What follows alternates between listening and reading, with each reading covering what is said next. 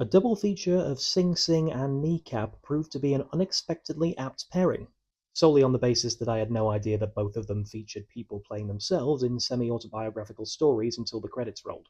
If you've seen both films, it probably won't be much of a surprise that it was for Sing Sing that revelation provoked tears. Most years you cannot escape films about storytelling, about performing, so what can a film about performing set in a prison offer that distinguishes it from all the others? The answer becomes pretty quickly apparent.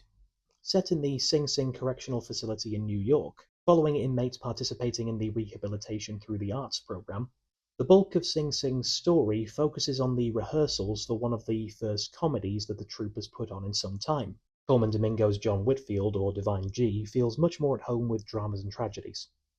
As a result, we get to see the process and exercises so integral to the actors readying themselves for their roles, mostly through the eyes of Clarence Maclin, or Divine I, playing himself, whose cynical but arguably realistic outlook on his situation leads him mostly to dismiss the idea that the RTA can offer him anything of value. What is so effectively moving about Sing Sing is that it doesn't merely play lip service to or glorify the dramatic process. It takes the lessons step by step, encouraging techniques that prioritize finding yourself within the character through self-reflection and confrontation, being more openly honest about your flaws and circumstances.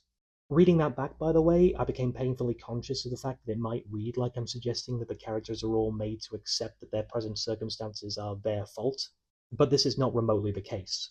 Sing Sing is open and honest that each and every one of our characters are where they are because the system let them down. It doesn't shake off personal responsibility, but it also doesn't let the circumstances surrounding them off the hook either.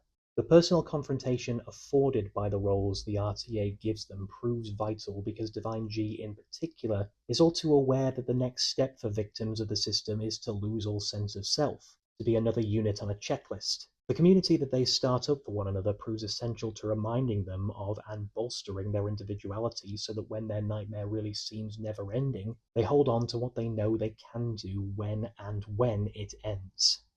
Like I say, you can usually rely on films where performance is a central theme to be overly glorifying of the profession of actor.